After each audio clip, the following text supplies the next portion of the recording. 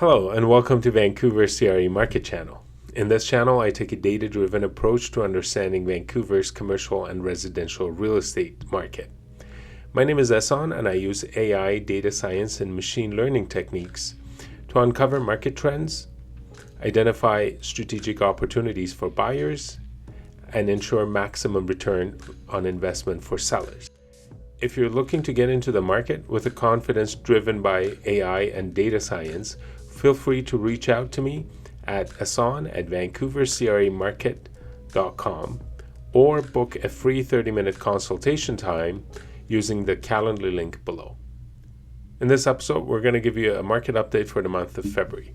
In summary, there were more listings, less sales, higher days on market, and slightly lower prices. Now, real estate changes from area to area. Some areas performed well, while majority of the areas did not. So let's get into the details. First off, let's start with the macroeconomic data that we got. So as you can see over here, interest rate is about 3% now. Well, it's exactly 3% now. With unemployment rate, the latest one was 6.6%. GDP growth at 2.6%. And the bond yield at currently is about 2.89%. That changes. We're talking about 5-year bond yield. And so tomorrow is the interest rate announcement by the Bank of Canada. And although in my last week's video I said it's a toss-up, I would like to correct that and say there will be a 25 basis point interest rate cut on the next announcement. And the reason is when you dig into the data, you see that even though the unemployment rate was not too bad, it did not go up or down in terms of the total number, but when you dig down into the number itself, you see that full-time employment changes were actually down. And so that's full-time jobs were down. And also in terms of number of jobs that were added on this website, Trading Economics, it shows that it was extremely low. So it looks like the economy is struggling a bit, and so the Bank of Canada, in the absence of high inflation rate, we're still at about 2% inflation rate, will be forced into doing another rate cut, 25 basis point.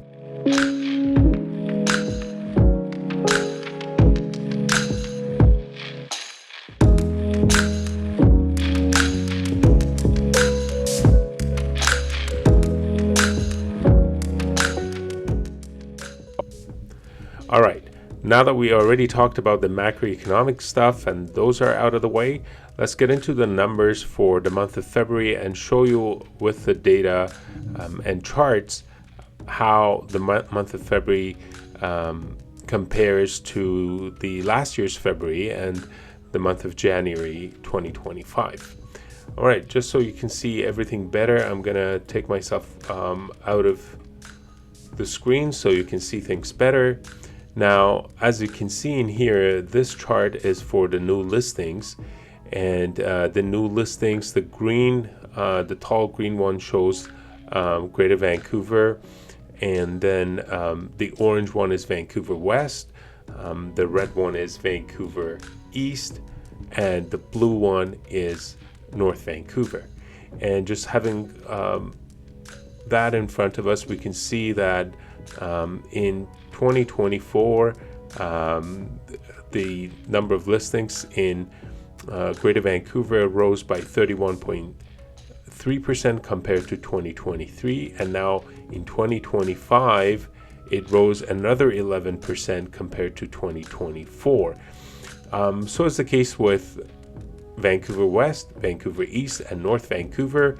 The number of listings are increasing for each of these cities.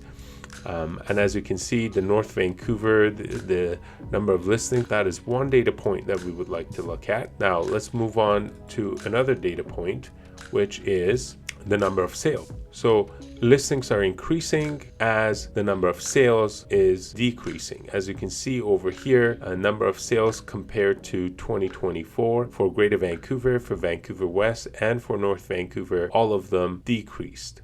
All right, so that's for number of sales. So listings are up, sales are down. Now let's have a look at days on market, and the days on market is increasing as well, which means houses are staying in the market for a bit longer. And as you can see, North Vancouver is doing best again in this comparison. Now, it doesn't let me to put in more than 4 different areas, but there are other cities that could be doing better compared to North Vancouver. I just thought to put in a few areas here just so you have a sense of the market. And the last one, we'll look at the sale price for the different cities. Now in this one, I've put in Vancouver or Burnaby East as well. And again, as you can see, the prices for the entire Greater Vancouver has decreased.